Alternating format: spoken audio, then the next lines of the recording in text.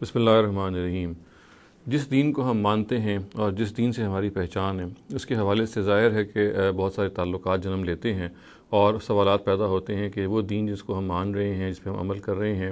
اس کے حوالے سے جو دوسرے ادیان کے لوگ ہیں ان کے ساتھ کیا معاملہ کیا جائے۔ چنانچہ اب یہ دیکھیے کہ دین کی دعوت ہی کے پہلو سے یہ سوال ہے جو زیر بحث رہتا ہے، اور اس میں بہت ساری غلط فہمیاں پائی جاتی ہیں کہ ہم اپنے غیر مسلم ہمسایوں کے ساتھ کیسا معاملہ کریں، ان سے کیا روابط رکھیں، ان سے کس طریقے کا برتاؤ کیا جائے۔ یہ جو غیر مسلم ہمارے ہمسائے ہوتے ہیں، ظاہر ہے کہ ہمسائے ہونے کے ناطے ان سے جو ایک تعلق ایک ہمسائے ہونے کے ناطے ہونا چاہیے وہ تو ہر حال میں ہونا چاہیے۔ جہاں تک دین کا تعلق ہے، یعنی ظاہر ہے کہ لوگ جب اس میں کوئی سوال پوچھتے ہیں تو اس پہلو سے پوچھتے ہیں کہ دینی لحاظ سے ہمیں کوئی ممنوع تو نہیں ہے کہ ہم غیر مسلم ہمسایوں کے ساتھ قطع تعلق کریں مثال کے طور پر، یا تعلقات کم سے کم رکھیں۔ تو یہ بات بالکل بنیادی طور پر جان لینی چاہیے کہ اسلام اپنے دین کی دعوت کے حوالے سے بہت حساس ہے۔ وہ یہ چاہتا ہے کہ یہ جو دعوت ہے مسلمان اپنے عمل سے دنیا کے ہر جہاں جہاں ان کے لیے ممکن ہے، اپنے خاص طور سے اپنے قریبی ماحول میں اس کو وہ ضرور پہنچائیں۔ چنانچہ کوئی غیر مسلم ہمسایہ ایسے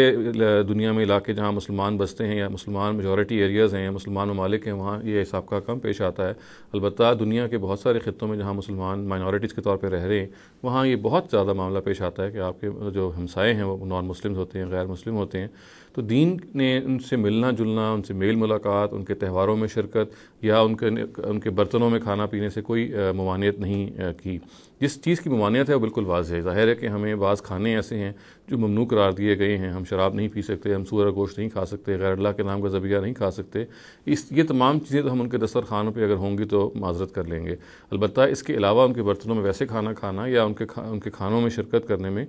کوئی حرج نہیں ہے، اگر ہمیں اس میں اطمینان ہو کہ جو دینی جو پہلو ہے اس کی پوری رعایت کی گئی ہے یا اس کے بارے میں کوئی قباحت نہیں ہے۔ یہی معاملہ ان کے تہواروں کا بھی ہے۔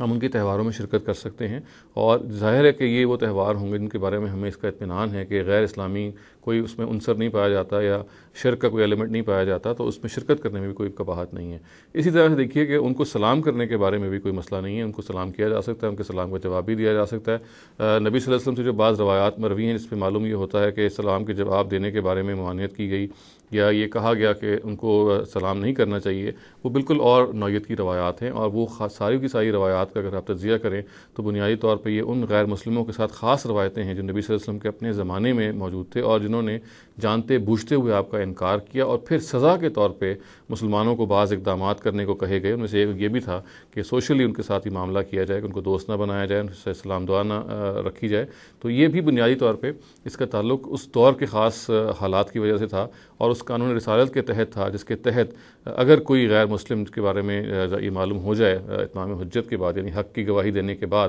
کہ وہ جانتے بوجھتے ہوئے حق کا انکار کر رہا ہے، تو پھر اس کے ساتھ ہی معاملہ کیا جائے گا۔ ظاہر ہے کہ یہ حق کا جو انکار ہے جانتے بوجھتے کرنا، یہ دل کا معاملہ ہے، یہ اللہ تعالیٰ ہی بتا سکتے ہیں، اور اس دور میں اللہ تعالیٰ ہی نہیں بتایا، اور وحی کے دروازے کے بند ہو جانے کے بعد ہمارے پاس اس کی کوئی معلومات کا ذریعہ نہیں ہے۔ چنانچہ آج ہم جو جتنے بھی غیر مسلم ہیں ان کو ہم کافر یا وہ غیر مسلم نہیں قرار دے سکتے جن کے بارے میں وہ وعید قرآن مجید میں آئی ہے، بعض اس کی آیتوں میں اور روایتوں میں آئی ہے، جس کے نتیجے میں قطع تعلق کرنے تک کے لیے کہا گیا ہے، یا یہ کہا گیا کہ ان کو دوست نہ بنائیں۔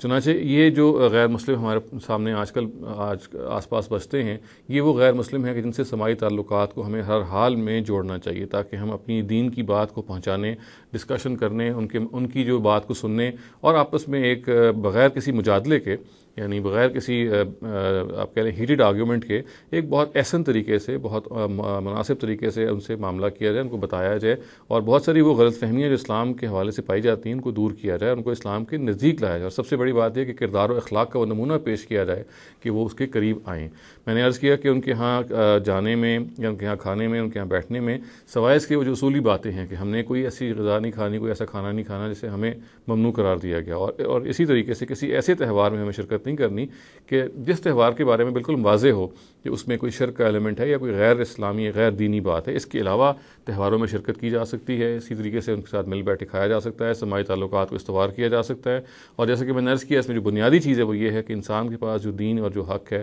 وہ اس کی بارے میں فکر مند ہو کہ کہ میں اپنے غیر مسلم بھائی کو یہ بات پہنچاؤں، یہ حق کو پہنچاؤں، وہ اس کے ایک تڑپ ہو، ایک وہ سینسٹیو ہو اور اس کے اندر ایک کنسرن ہو کہ بات جو میں سمجھا ہوا ہوں میرا بھائی بھی سمجھے۔ تو یہ جو مسلمانوں کا ایک رویہ ہے وہ داعیانہ ہونا چاہیے، وہ بلانے والا ہونا چاہیے، اس کے اندر یہ پہلو ہونا چاہیے کہ اس میں ایک درد مندی ہو، یہ پہلو ہو کہ اگر میں اللہ تعالیٰ کی اس بات سے مشرف ہوا ہوں، میں خوش قسمت ہوں کہ مجھے ایک بات معلوم ہوئی ہے، تو میں اپنے غیر مسلم بھائی کو بھی پہنچاؤں۔ البتہ اس میں ظاہر ہے کہ حکمت کا پہلو ہر حال میں ملحوظ رکھنا چاہیے۔ اقول قولی ھذا واستغفر اللہ لی ولکم ولسائر المسلمین والمسلمات۔